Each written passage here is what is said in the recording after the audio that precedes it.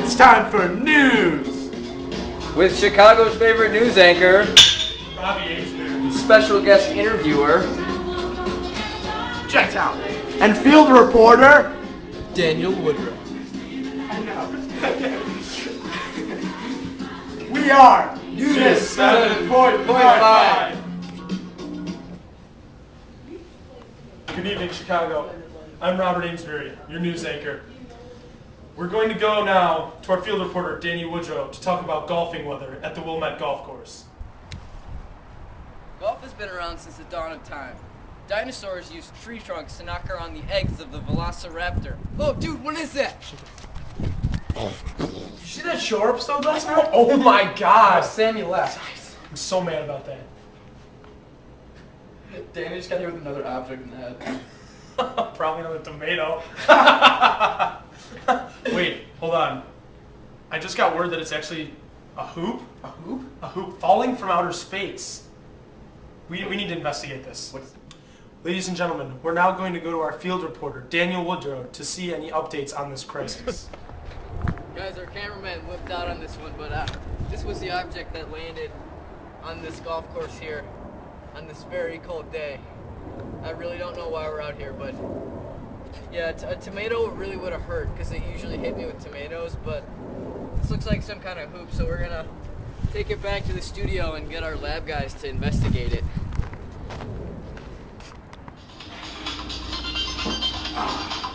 Oh, hey there.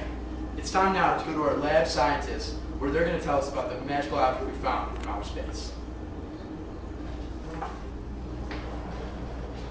What's up, viewers? Tonight we're going to be with an interview with my homeboy, Dr. Stephen Farrell, and my arch enemy, Dr. John P. Buchanan. After bringing the object inside, it morphed into something that looked greatly like a CD-ROM. To protect from radiation poisoning, we put on these protective foam headgear that are specifically designed to protect us from the radiation.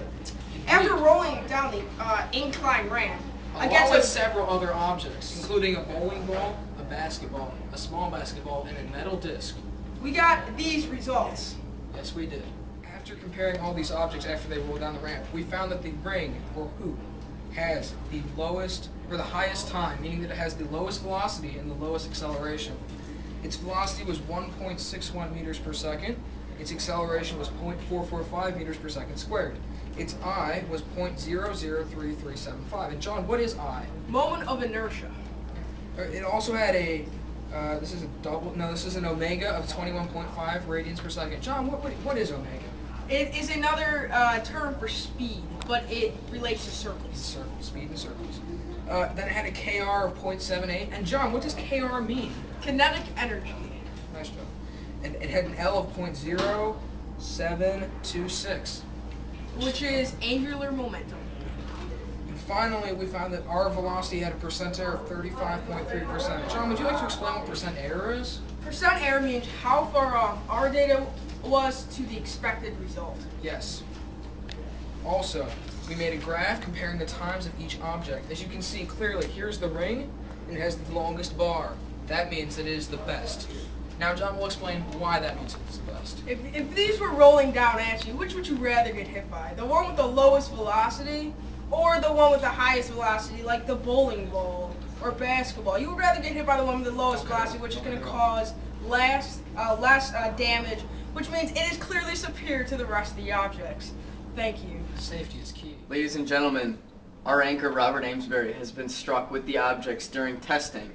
The bowling ball hit him in the head, and he doesn't know where he is or who he is. All he knows is that he thinks that his name is Senor Spunky Pants. And there you have it, folks. Slow and steady wins the race. If you want to be slow, go for the hoop. And from all of us, the Channel 7.5 news team and Senor Spunky Pants, signing off.